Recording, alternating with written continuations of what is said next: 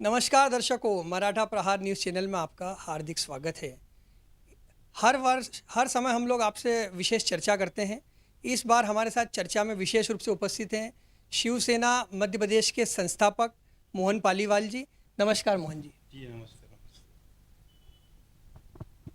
मोहन पालीवाल जी शिवसेना के मध्य प्रदेश के संस्थापक अध्यक्ष के रूप में, कद्दावर नेता के रूप में जिनकी गिनती की जाती है, आज हम उनसे महत्वपूर्ण विषयों पर चर्चा करेंगे। शिवसेना की संपूर्ण स्थिति को लेकर आज हम उनसे चर्चा करेंगे। और मेरा सबसे पहला सवाल मोहन पालीवाल जी से यह है कि सबसे पहले वो अपने विषय में हमें जानकारी दें। आपका जन्म, राजनीति में आपका पदार्पण किस तरह से हुआ और आपके बारे में विशेष जानकारी आप दर्शकों को दें। जी आपका स्वागत है। जो आपने कार्यालय में मुझे आमंत्रित किया। श्री छत्रपति शिवाजी महाराज की जय। आपका प्रश्न मेरे विषय में है तो उसका उत्तर ये है कि मैं इंदौर का ही निवासी हूँ। मैं एक किसान का बेटा हूँ, पंडित नंदकिशोर जी जोशी, इंदौर में।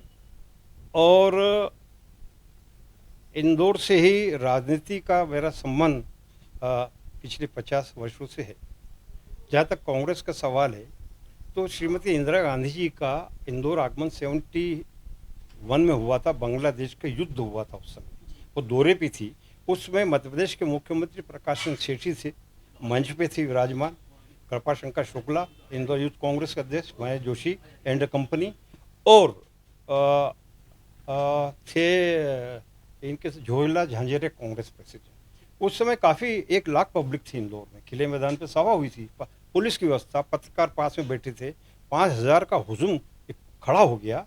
और मैं उस समय कांग्रेस का 25 पैसे का मेंबर था। इंदिरा जी की आमसभा सुनने के लिए गए थे हम लोग।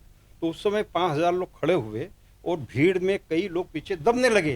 तो उस समय मैंने पुलिस की लाठी लेकर लाठीचार्ज किया और उससे पूरे मंच से कांग्रेस के नेताओं ने मुझे देखा।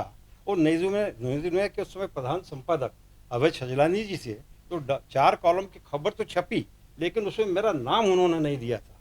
उसके लिए उससे मेरा नई दुनिया का भी उस समय विवाद हुआ था अभय जी से कि आप इतना सब अखबार लिख रहे हैं और आपने इस प्रकार का जो है वर्णन नहीं दिया। तो वहाँ से जो है ये बात हुई। इंदिरा जी ने मुझे आमंत्रित किया। साहसिक युवक का सम्मान कांग्रेस गांधी भवन में मुझे दिया गया और कई सम्मान इंदौर के अंदर हुए। और फिर मेरा जाना वहाँ दिल्ली हुआ। उस समय महू विधानसभा क्षेत्र के अंदर टिकट का बाई इलेक्शन था।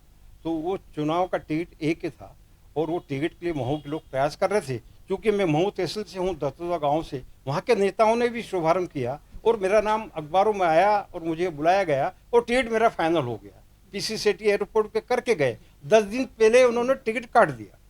टिकट काटने के बाद हमने बेलवाल पाटीदार बीजेपी को जिता के लाए और उसके बाद इंदौर छोड़ के बॉम्बे चले गए। जैसा कि आपने बताया कि सन 1971 में उस समय आप कांग्रेस पार्टी से जुड़े हुए थे और शिवसेना की स्थापना सन 1966 में बाला साहब ठाकरे ने की थी। मैं आपसे ये जानना चाहता हूं कि 1971 में जब आप इसमें जुड़े हुए थे कांग्रेस में, उसके बाद अचानक से शिवसेना से आपका जुड़ाव किस तरह से हुआ और आपने शिवसेना ज्वाइन की। जी, बात ये थी कि इंदौर शहर से जब मैंने देखा कि मेरे साथ में इस प्रकार कांग्रेस से धोखा किया है और कांग्रेस में प्रतिभाशालियों को दबाया जाता है, जो यूथ थे उस समय आने वाले, और आज तक ही स्थिति कांग्रेस में बनी हुई है। कांग्रेस में पूरे हिंदुस्तान के अंदर आज भी ये 50 साल का आप देखेंगे वर्ण, तो जितना यूथ है, जो प्रतिभावान है, उनको पुराने लोग आगे नहीं आने देते हैं। जैसे मध्य प्रदेश की स्थिति है, जो दोनों में टकराव, आज सिंधिया जी जो गए हैं वो इसी कारण गए हैं कि वो प्रतिभा थी, उनका शोषण हुआ और वो नाराज हुए। और आज दिग्विजय सिंह और कमलनाथ ऐश कर रहे हैं दोनों मिलकर। तो ये पूरी राजनीतिक पार्टियों में ये चीज़ें चलती है, जबकि यूथों को आगे आने देना चाहिए। उसका ये हुआ, एक मैं उदाहरण हूँ कि मुझे कांग्रेस से बाहर निकलना पड़ा स्वैच्छिक रूप से, और आज मैंने शिवसेना की स्थापना की। तो मैं इंदौर छोड़ के मुंबई चला गया था। मैं इंदौर से नाराज था, कुछ बड़ा करना है, मुझे बड़ा काम करना है। और मैं इसका सेवा का मेरा खास विशेष काम था, क्योंकि हम खाते पीते परिवार के लोग थे। तो इसलिए मुंबई चले गए और बाला साहब से मुलाकात की। तो शिवसेना की स्थापना विशेष रूप से 66 में बाला साहब ठाकरे ने की, जब उनकी उम्र 46 साल की थी। और वो करंजिया से इस्तीफा देके वही पत्रकार काटपूस रहे हैं साहब। तो मराठी उत्थान के लिए शिवसेना की स्थापना की। शिवाजी का जन्म रायगढ़ में हुआ, महाराष्ट्र में हुआ। उन्होंने मराठियों की जो हालत देखी कि यूपी के लोग, बिहार के लोग, पंजाब के लोग बड़ी बड़ी मिठाई की दुकानें खोल रहे हैं, इंडस्ट्री में आ रहे हैं, और मुंबई महाराष्ट्र के अंदर हमारा जीना मुश्किल हो रहा है। और हम बहुत तो उन्होंने उत्थान के लिए यूथों को ऑर्गेनाइज किया। और शिवाजी महाराज चूंकि महाराष्ट्र के थे और महाराष्ट्र था, मुंबई था, 1 करोड़ की आबादी का, एक पुलिस कमिश्नर, भगवा झंडा लेके शिवाजी का उन्होंने इस संस्था की स्थापना की थी। जैसा कि आपने बताया कि उस समय मराठी भाषियों को, मराठी लोगों को उत्थान के लिए शिवसेना की स्थापना हुई थी और बाद में देखा गया कि शिवसेना हिंदुत्व को लेकर अपना एक प्रचंड बहुमत के साथ में चुनाव जीतती गई कई बार। अब आप ये बताएं हमें कि शिवसेना जब मराठीवादी मुद्दे को छोड़कर हिंदुत्व के मुद्दे पर आ गई थी, फिर बाद में ऐसी क्या परिस्थितियां बनी कि बाद के कई समय पर शिवसेना वापस अपने मराठी मुद्दे पर रही? हाँ, बात ऐसी थी कि हिंदू मुद्दा तो साहब के हाथ में था ही नहीं। जब मैंने शिवसेना को ज्वाइन किया तो पंजाब में हिंदू शिवसेना की स्थापना हो गई, जगदीश तांगड़ी वहाँ पर। तो पंजाब में जब और वो बाला साहब को जानते ही नहीं थे, उनके परिवार में 250 लोग थे। मैंने अखबारों में, मैगजीनों के अंदर ये देखा कि मध्य प्रदेश में मैं काम कर रहा हूँ, महाराष्ट्र में बाला साहब ठाकरे काम कर रहे हैं, तो बाला साहब को पुलंदापुरा मैंने कुरेर से भेजा। तो साहब ने 3 दिन में मुझे बुलवा लिया बम्बई। और मनोज जोशी, सुधीर जोशी, दादा कोंडके, हम 5 लोग सेनाओं में बैठे कि आपका ये बहुमूल्य जो चीज़ सामग्री आई है, तो पंजाब में शिवसेना है और आप चाहते हैं कि शिवसेना पूरे हिंदुस्तान में जावे, तो ये कैसे संभव होगा? तो पंजाब में तो आतंकवाद है और वहाँ अभी मुख्यमंत्री नहीं है, वो गवर्नर है 17 वाला। तो बाला साहब ने 2 मीटिंग, तीसरी मीटिंग फाइनल हुआ कि छगन भुजबल उसमें बम्बई के मेयर थे, मनोज जोशी थे। तो मैं उन्होंने कहा कि उत्तर भारत का मसला है तो मोहन पालीवाल के साथ आप लोग जाइए। डेट फाइनल हो गई और हम पंजाब में किसी को नहीं जानते थे, वहाँ तो आतंकवाद था, तो बिना हथियार के तो लोग चल नहीं पाते थे वहाँ पर। तो ऐसी स्थिति में दोनों नेता नहीं आए और मैं दिल्ली में इंतजार करता रहा। और मेरी उम्र ही 33 साल थी जब मैंने पंजाब को दौरा किया। और जब उन्हें लगा कि नहीं, हिंदू शिवसेना की बात हो रही है, तो मुझे कहा गया कि ये अब आप पंजाब में हो तो आप इसको हिंदू को शब्द को हटा दो, शिवसेना एक ही रहेगी, उसको शिवसेना विलय कर लो और हम हिंदू के मुद्दे पे आने को तैयार हैं। तब बाला साहब हिंदू के मुद्दे पर आए। जब पंजाब का मेरा दौरा, पंजाब में 27 दिन रहा हूँ मैं, 40 गाड़ियों का काफिला चलता था। भगवा ध्वज लगाने के लिए पंजाब के शिवसेना ने मना कर दिया था कि कहीं से भी गोलियां आएगी आतंकवादी की और हमको सब मरवा दोगे आप। 40 गाड़ी का काफिला, मेरी गाड़ी आगे चलती थी। 1.5 घंटे के विवाद के बाद भगवा झंडा लगा था और मेरी गाड़ी के अंदर 5-6 रिवॉल्वर होते थे, बाकी सबके पास रिवॉल्वर। कहीं से भी कोई आतंकवादी आएगा हम उसका मुकाबला करेंगे। ऐसा सर पे कफन बांध के शिवसेना पंजाब के मेरे साथ रहे। पूरा पंजाब को दौरा किया, 17 वाला से मुलाकात की। ऐसा पंजाब का दौरा हुआ, इंदौर आया और सब कहानी बाला साहब को मैंने बताई। तो सुभाष देसाई ने मेरा इंटरव्यू लिया पंजाब का पूरा, और उन्होंने मार्विक में 4 पेज देकर उस समय की कहानी पूरी उन्होंने प्रिंट की थी मार्विक मुंबई के अंदर। जिस तरह आप शिवसेना के एक निडर नेता रहे हैं, हमने देखा कि सन 1992 में जब बावरी ढांचा ढाया गया था, तब पूरी निडरता के साथ, पूरी कट्टरता के साथ बाला साहब ठाकरे ने यह स्वीकार किया था कि बावरी ढांचा शिव सैनिकों ने ढाया है।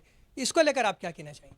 इतना प्यारा मुद्दा आपने सर उठाया है। ये पूरे देश को आपके चैनल के माध्यम से पता चलना चाहिए कि मर्यादा पुरुषोत्तम श्री राम का मुद्दा तो कई सालों से चले आ रहा था और इसमें बजरंग दल, विश्व हिंदू परिषद, बीजेपी, अडवाणी जी राम रत्न यात्रा निकाल रहे हैं। ये माहौल पूरे देश में भगवत बन चुका था। उस समय से शिवसेना शांत थी, लेकिन मेरे यहाँ कुछ खून खराबा मध्य प्रदेश के अंदर यहाँ नरसिंहगढ़ में हो चुका था और बीजेपी के मुख्यमंत्री सुंदरलाल पटवा थे। उस समय मुझे सुंदरलाल पटवा की शिकायत लेकर बीजेपी की मजबूर होकर मुझे जाना पड़ा, जबकि शिवसेना की बीजेपी की मित्रता महाराष्ट्र में हो चुकी थी।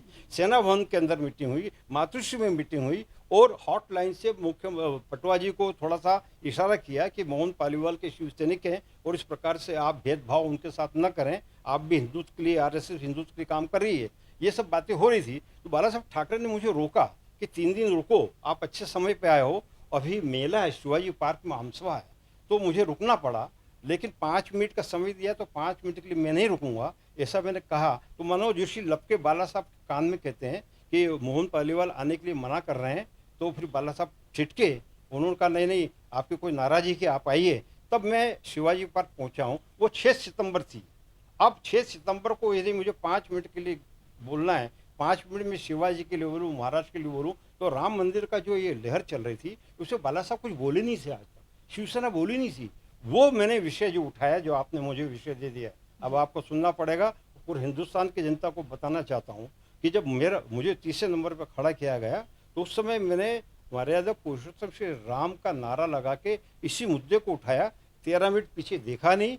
बाला साहब को लगा कि ये मुद्दा तो किसी ने उठाया नहीं है, हमने भी नहीं उठाया, तो मोहन ने उठाया, तो मुझे आशीर्वाद दिया। वो 46 मिनट में बोला हूँ मंच पर। उस समय तो मैंने बम बनाना सिखा दिया महाराष्ट्र के शिवसैनिकों को। 5 लाख पब्लिक के बीच में मैं साष्टांग में मंच पे उनसे माँ दुर्गा, माँ लक्ष्मी, माँ सरस्वती, महिलाओं, इतनी हजारों महिलाएं थी, उनका आशीर्वाद लिया कि मैं राम मंदिर की बात करने जा रहा हूँ। अभी महाराष्ट्र के लोग हिंदुस्तान में निकले ही नहीं दौरे पर, उन्हें काला चश्मा लगा रखा है। उन्हें मालूम नहीं कि शिवसेना कितनी ताकतवर बाहर है, क्योंकि उनको तो मुंबई और दादर के अलावा हिंदुस्तान नजर ही नहीं आता। इन्होंने सांसद भी नहीं देखी है। ये हिंदुस्तान के अंदर शिवसेना बनाने की बात कर रहे हैं। मैं पहला व्यक्ति हूँ जिसने परिश्रम किया है और 8 राज्यों के अंदर मैंने नेतृत्व किया और काम किया है। तब जाकर जो है वो धीरे धीरे मेरा 46 मिनट का कैसेट उस समय पूरा हुआ। तो मैंने उस समय बताया कि मुलायम सिंह की सेना से बाल ठाकरे की सेना का टकराव होगा। आप भूल जाइए सब जितने भी हिंदू संगठन है, चाहे वो बीजेपी हो, चाहे अडवाणी का रथ हो, चाहे बजरंग दल हो, चाहे विश्व हिंदू परिषद हो, हम हिंदुस्तान के शिव सैनिक ही काफ़ी हैं बाबरी मस्जिद को तोड़ने के लिए। उसका यह हुआ कि बाला साहब पे केस लगा, बाद में चार सांसदों पे लगा और 3 राज्य प्रमुख को लगा, और 8 महीने बाद सीबीआई मुझे गिरफ्तार करने के लिए इंदौर आई। 12 लोग हवाई से आए थे, मुझे घेर लिया गया था। सीबीआई ने इंदौर के शहर के कलेक्टर को धन्यवाद, उस समय जो भी थे पुलिस अधिकारियों को धन्यवाद, क्योंकि मेरी उपस्थिति इंदौर में थी और मैं वहाँ पहुँच ही नहीं पाया था।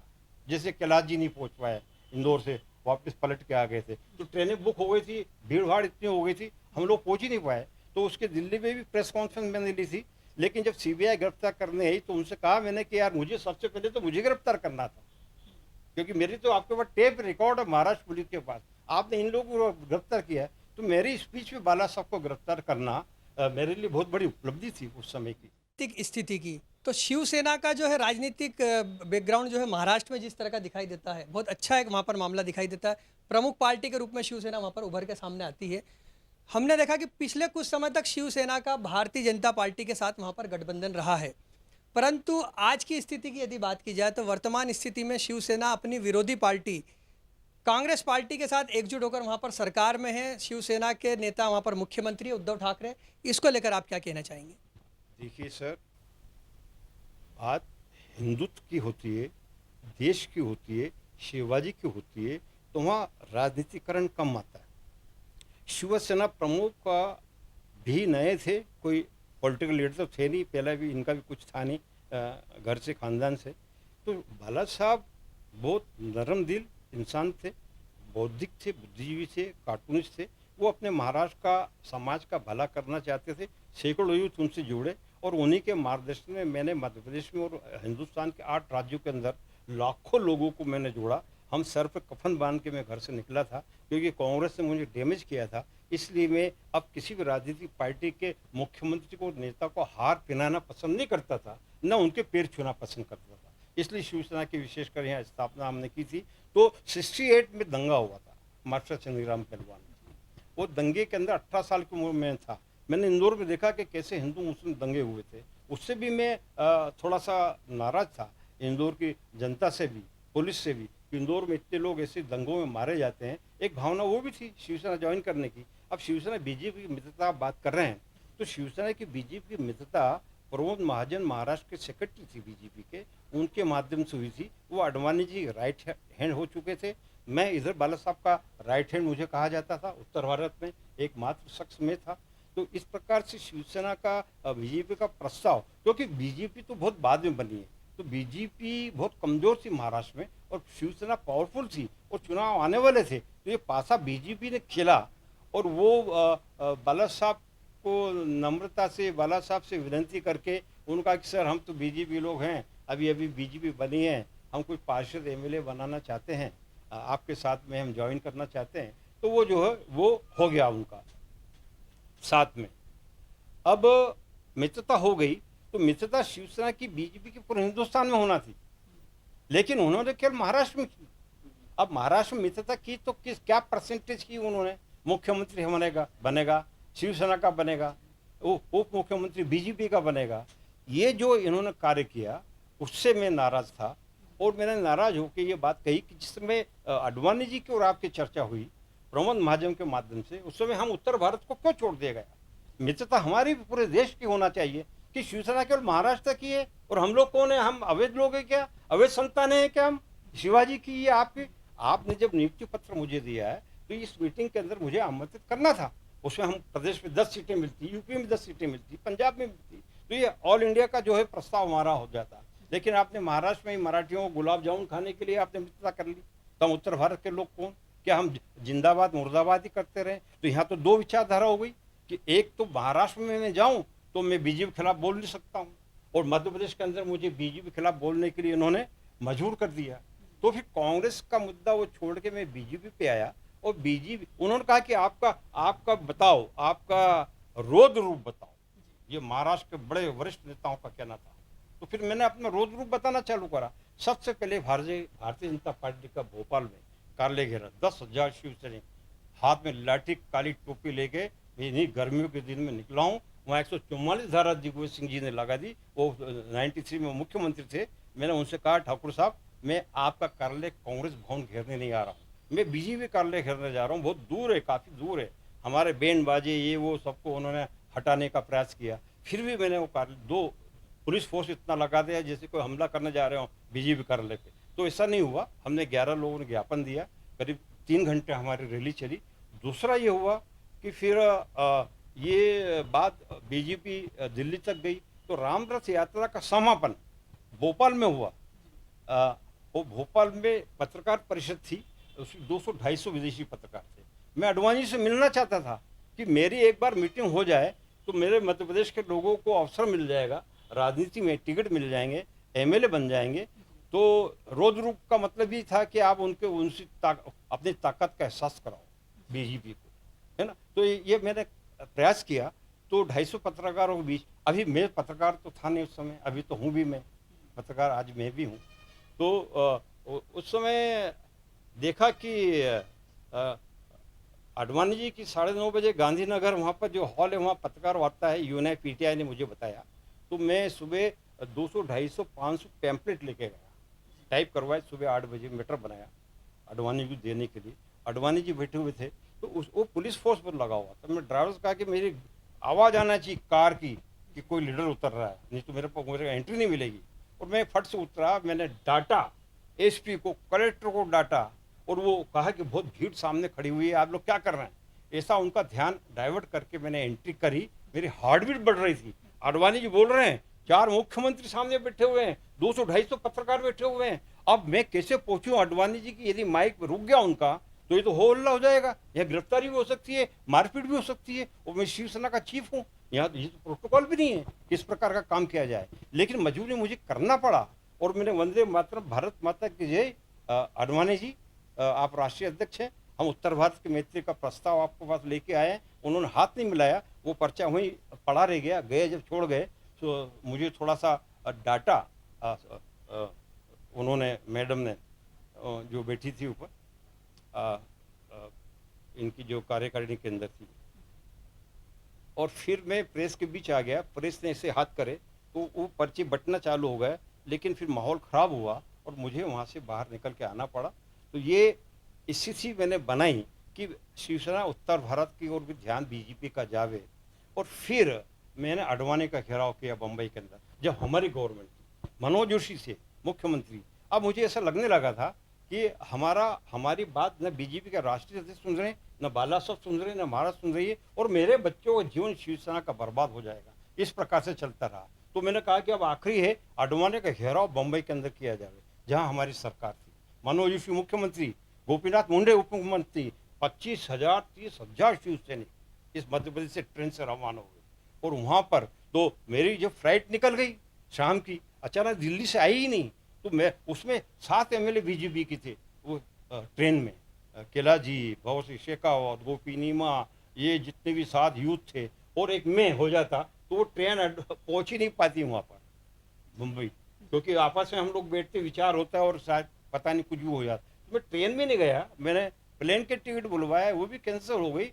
एयरपोर्ट से सुबह सुबह मुझे गाड़ी लेने आई, उससे मैं प्लेन से फिर जिस दिन 4 बजे का मेरा घेराव का कार्यक्रम था, वहाँ मैं बम्बई पहुँचा हूँ। और वहाँ सैकड़ों पुलिस वाले और सैकड़ों लोग मेरे शिवसैनी, मैं देख के हैरान हो गया कि इतना बड़ा कार्यक्रम मेरा बन चुका है। तब मैं एक टंकी पे खड़ा होकर बिना माइक के स्पीच दिया, सब शिवसेना को गर्म किया। मैंने आज तो जो होगा हो जाएगा। कई लोगों ने रोकने का प्रयास किया, टेलीफोन किए, पुलिस अधिकारी से सूचना भिजवाई, राज ठाकरे ने, उद्धव ठाकरे ने, बाला साहब ने। मैं मानने वाला नहीं था, क्योंकि मेरा तो कार्यक्रम था, मैं घेराव करके अडवाणी करूँगा। तो हमको 2-3 किलोमीटर चलने दिया। बाद में कम से कम 25 लॉरियों ने हमको बिठाया। उसमें दाऊद का भी एक मसला था कि दाऊद को गिरफ्तार किया जावे, जहाँ भी हिंदू वर्ल्ड के अंदर ये है। तो ये बात तो दाऊद की गिरफ्तारी की मैं कब से कर रहा था कि महाराष्ट्र के अंदर देश के प्रधानमंत्री जितने भी हैं, आज मैं मोदी जी से भी ये बात करना चाहूँगा कि जो भी आतंकवाद चल रहा है, इस पर हम बाद में बात कर सकते हैं। तो ये पंजाब के दौरा हुआ, ये बीजेपी की बात हुई, आखिर में हमारी मित्रता नहीं हुई। और अभी मैं आपको लेटेस्ट खबर दे रहा हूँ कि 2 साल पहले जो आपने प्रश्न उठाया कि उद्धव जी बोखला गए थे, जो बात दबी हुई उद्धव जी ठाकरे ने कह दी कि बीजेपी से हमारा समझौता तो महाराष्ट्र में हम राज करेंगे और उत्तर भारत में बीजेपी करेगी।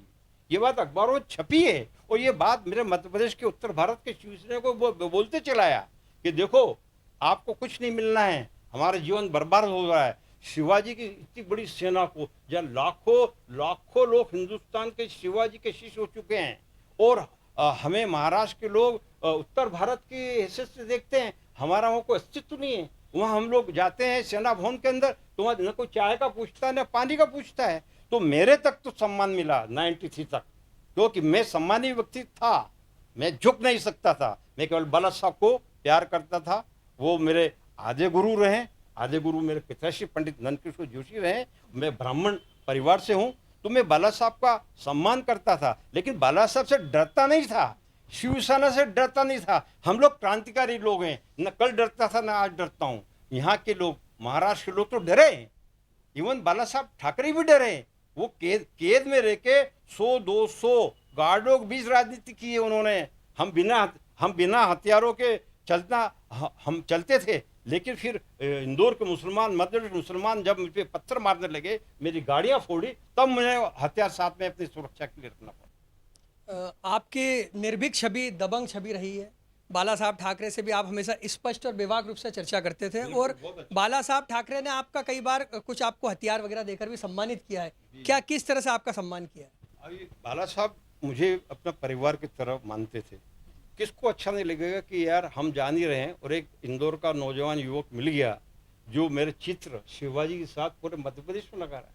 50 जिलों के अंदर शिवसेना की स्थापना की, और शिवाजी के साथ बाला साहब का, मैंने तो शिव भक्त हूँ। बाला साहब का नाम, हिंदुत्व का नाम, भगवा झंडा, शिवाजी, इस प्रकार मैंने जीवन के अंदर, यदि मैं राम को जपता, शिव को जपता जितने बार शिवाजी को जपा, तो शायद मेरा कोई उद्धार हो जाता।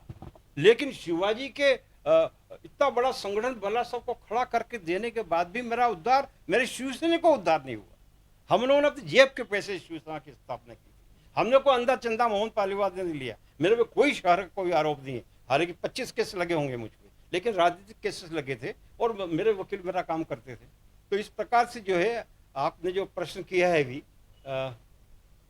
उसका उत्तर ये है कि बाला साहब ने जब देखा कि मैं हथियार नहीं रखता हूँ, तो उनका मोहन, तुम मध्य प्रदेश में इतने जिलों में जाते हो और वहाँ कई अखबारों में खबरें देखते दंगे हो रहे हैं, तो उनका एक रिवॉल्वर पिस्टल मेरी ओर से आप लेना। तो मैंने कहा सर लाइसेंस मेरा बनने में तकलीफ आएगी, तो मेरे को आप वो पैसे ऐसे नगद ही दे दो, मैं बिना लाइसेंस का हथियार रखूँगा। तो उससे वो नाराज़ हो जाते थे, नहीं कानून को हाथ में नहीं लेना, मैं रिस्क नहीं ले सकता। फिर मैं उनको मनाता था। दूसरी बार क्या हुआ कि एक बहुत बड़ी मीटिंग थी सर दादर में, तो मेरी कुर्सी पर पंजाब के नेता, मैं जब बाला साहब ऊपर चढ़ते थे मुझे देखते थे, तो उनको लगता था मोहन पालीवाल नहीं आज दशहरे पे, तो वो बुलवाते थे मुझे नीचे मंच से इशारा करके। वो चढ़ाव पे चढ़ते चढ़ते सीढ़ी पे मंच पे मुझे देख लेते थे, तो वहाँ के एमएलए सांसद कहते थे मोहन पालीवाल की कुर्सी मंच पे लगाई जाए। मैं वक्ता रहा हूँ, बाला साहब को मेरे शब्दों से बहुत बड़ा प्यार था, उनकी भी भाषण ऐसे थे, तेज तर्रार। तो बाला साहब से प्रेरणा लेके हम लोग तैयार हुए, हम लोग लीडर बने, हमें महाराष्ट्र में बहुत सम्मान मिला। मुझे अदना आदमी इंदौर का शिवसैनिक, इंदौर का बम्बई जावे लाखों मराठियों के बीच में से उभर कर और अपना रास्ता बनाकर मंच पे आवे, ये मेरे लिए भी एक बहुत बड़ी बात थी। जैसे कि अभिनेता लोग जाते हैं, संघर्ष करते हैं। मैंने 1.5 साल संघर्ष किया, बाला साहब से मिल ही नहीं पाता था। वहाँ के मराठी नेता पहुँच नहीं देते थे कि अरे हमसे तो मिल लो पहले, फिर बाला साहब से मिलने की बात करना। तो उस समय हल्की उम्र भी थी। बाद में तो हम समझ गए कि टेक्निक किस प्रकार से बाला साहब के यहाँ पहुँचा जाए। तो उन्होंने 7 बजे का टाइम दे दिया था मुझे, तुमको किसी के पूछने की जरूरत नहीं है। तो मंच पे जब हुआ ये कि साहब मीटिंग चालू हो गई और 2 सिक्योरिटी उनके गार्ड गनमैन थे जो ऐसे बंदूक लेके खड़े थे। मेरी कुर्सी पंजाब का नेता बैठ गया था, तो मैं बाला साहब के पीछे खड़ा हो गया। तो इधर वाला तो दूर रहता था, इधर वाले की एक बार वो बट बंदूक की टकराई, तो मैंने उसको धीरे से इशारा कराया दूर हो जा। दूसरी बार टकराई, तीसरी बार मैंने उसको कोनी मार दी बाला साहब ठाकरे की गार्ड को। कोनी मारने के बाद में मैंने कहा कि अभी यहाँ मंच पे हैं, कभी इत्तेफाक से गोलियां चलेगी ना तो छलनी तो मेरे को मेरा कलेजे करना पड़ेगा, मुझे बाला साहब के सामने आना पड़ेगा। तुम जरा साइड हो जाओ, तुम्हारी ताकत कितनी, गोलियों की ताकत कितनी मैं जानता हूँ। ऐसा करके मैंने कोई 1-2 इस प्रकार के शब्द बाला साहब ने सुन लिया और बाला साहब ने उसी दिन मुझे कहा कि शाम को 7 बजे आना जरूरी है। जब मैं गया तो बोले आप अनुशासन का ख्याल मंच पे भी नहीं रखते, आप मेरे गनमैन को बोले क्यों नहीं मारते। ये बातें घटनाएं घटी साक्षात, और वहाँ के नेताओं ने भी देखा है। तो उसके बाद में कहते हैं चलो ठीक है, तो एक काम करो, चाय पियो। उसके बाद में मैंने 20 इम्पोर्टेड जैकेट बुलवाई है, एक जैकेट लेके जाने का इंदौर जाओ। तो ऐसे वो कहा करते थे, देते थे, लेकिन मैंने कोई भी चीज़ उनसे स्वीकार नहीं की। मैंने अपने दमखम के ऊपर ही मैं अपना जीवन मैंने निकाला है। और आज मैं आपको धन्यवाद भी देना चाहता हूँ। मुझे देख के बहुत अच्छा लगा है यहाँ कि शिवाजी का चित्र है। आप लोग भी महाराष्ट्र समाज के लिए, मराठी समाज के लिए इंदौर से इतने हज़ारों नौजवानों को लेकर शिवाजी का जयंती मनाते हैं। और मुझे तो ये लग रहा है कि ये मेरा शिवसेना का ही कार्यालय है प्रदेश का, ऐसा मुझे आभास होता है यहाँ पर देख के, और आप लोग देख के, तो अच्छा है। एक बात यह स्पष्ट रूप से सामने आ रही है कि लगभग 30 वर्ष पूर्व आपने भारतीय जनता पार्टी का विरोध कर दिया था और शिवसेना आज 30 साल बाद उसी स्थिति में है कि महाराष्ट्र में भारतीय जनता पार्टी के विरोध में शिवसेना दिखाई दे रही है स्पष्ट रूप से। तो क्या यह राजनीतिक अंदेशा आपको पहले से ही था कि भाजपा और शिवसेना की बिल्कुल नहीं पटेगी? क्या बात है यार, आपको मानना पड़ेगा अश्विन जी, भाई थी, ये प्रश्न आप वो कर रहे हैं जो मैं सोचता था कि किए जावे। ये प्रश्न आपने जो मुद्दा उठाया इतना ज़बरदस्त है कि जब मैं यूपी के दौरे पर था, उत्तर प्रदेश के, जब वहाँ के अमर उजाला ने मेरा इंटरव्यू लिया तो फ्रंट में ऊपर प्रधानमंत्री छपे थे, मेरे जवानी का फोटो छापा था, और 4-5 पेज का उन्होंने उस प्रश्न उत्तर के अंदर ये सवाल उठा था जो आपने अभी उठाया।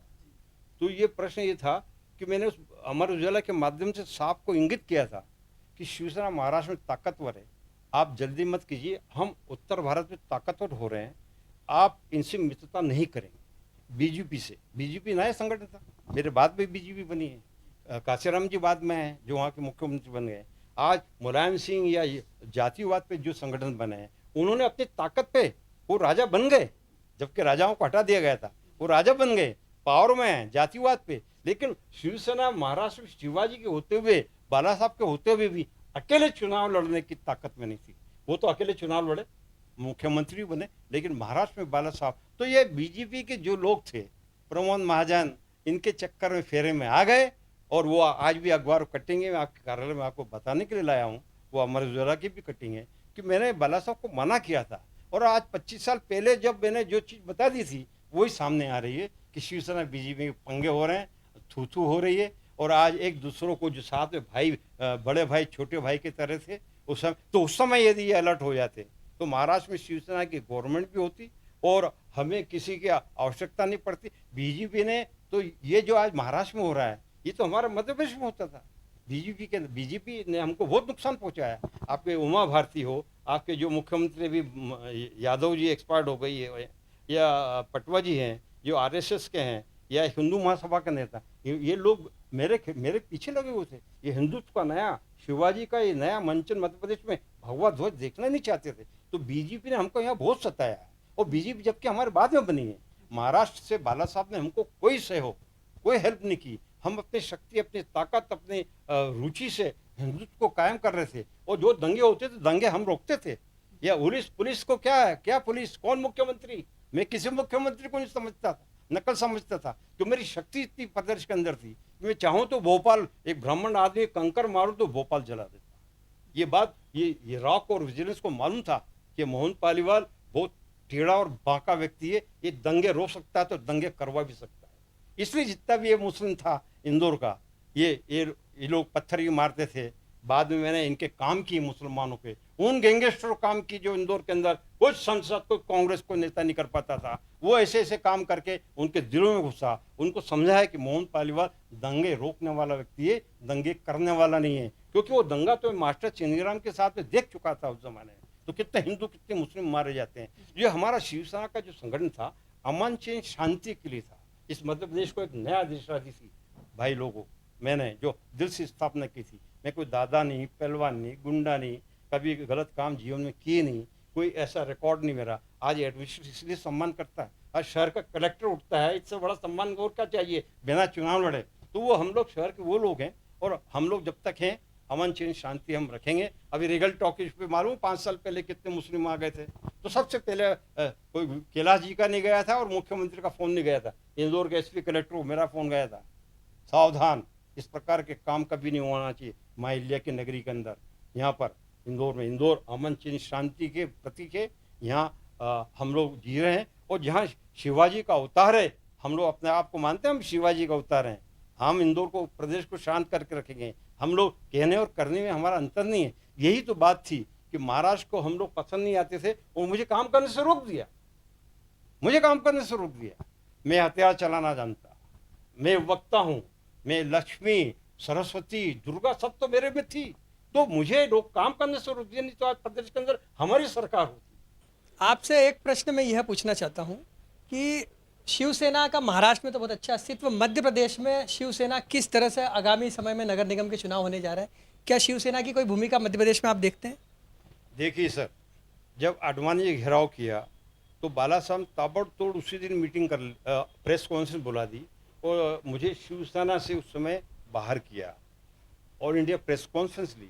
और मैं समझ गया था कि आज मैंने आडवाणी घेराव किया है, प्रोटोकॉल को तोड़ा है, और महाराष्ट्र में हमारी सरकार है।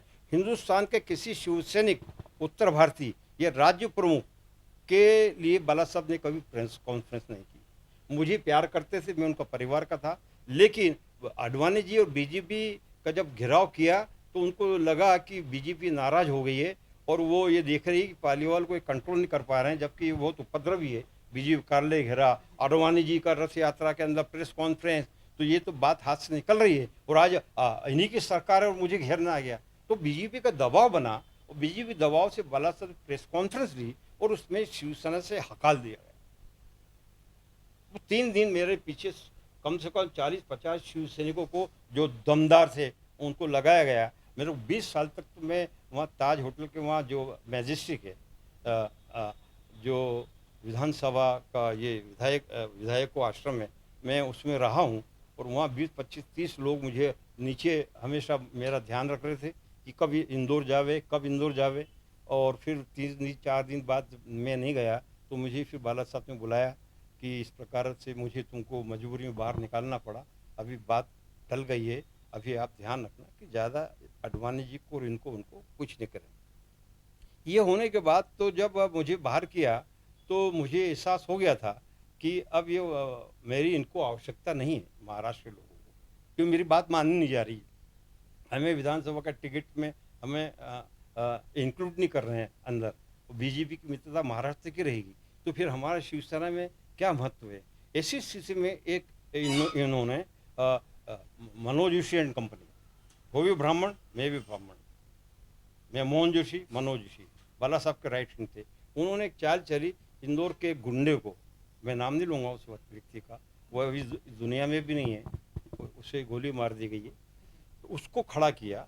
उसको इन्होंने समांतर, यानी मोहन पालीवाल का काम मध्य प्रदेश में कैसे बिगाड़ा जावे, तो वो टकराव की स्थिति पैदा कर दी उन्होंने। और भास्कर जैसे अखबार लाखे जी ने उसको छापना चालू करा, उनको मौका मिल गया और शिवसेना के मध्य प्रदेश दो फाड़ कर दी। तो इन्होंने ये देखा कि इस प्रकार से दो फाड़ करने से शिवसेना कमजोर हो सकती है, हम पे चढ़ेंगे नहीं उत्तर भारत के लोग, तो इन्होंने प्रैक्टिकल इंदौर से किया। तो उन्होंने जयभान गोयल जिससे स्थापना की थी और उत्तर भारत का लीडर हो गया था, जो पंजाब में शिव सैनिक था, उसको भी उन्होंने उसके दोस्त को बना के शिवसेना की दिल्ली में दो फाड़ कर दी।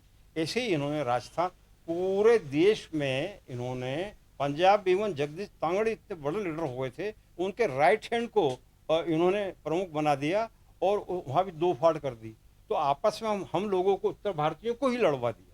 फूट करो राज करो की राजनीति इन्होंने की और दूरबीन से चश्मा देखते थे और हम लोग आपस में झगड़ के मारपीट करके केस भी बनते और सेनाओं में जाते और कुछ नहीं होता था। तो दोनों पक्षों को उन्होंने लड़वाया और इस प्रकार से शिवसेना की आप चुनाव की बात कर रहे हैं। कौन सा चुनाव तो हमने लड़ा था दुर्ग के अंदर, मोतीलाल वोरा, पहला इलेक्शन मुख्यमंत्री के खिलाफ ठोक के हम बिल्कुल मैदान में आए थे, 22,500 वोट, पहला चुनाव, जबकि मनोज जोशी नहीं आया, कोई नेता महाराष्ट्र का निकल आने को तैयार नहीं। मैंने अपने दमखम के ऊपर मोतीलाल वोरा कांग्रेस के 22,500 वोट लेके आया था पहले चुनाव के अंदर। फिर तो कई चुनाव मैंने लड़वाए और मुझसे लोगों ने कहा, कई लोगों ने कि आप चुनाव, तो बाला साहब ने कहा था कि जैसे मैं चुनाव नहीं लड़ता हूँ जीवन भर, आप भी चुनाव नहीं लड़ेंगे। और ये स्थिति पहले की थी, लेकिन बाद में स्थिति बदलती चली गई और आप शिवसेना चुनाव की बात करते हैं।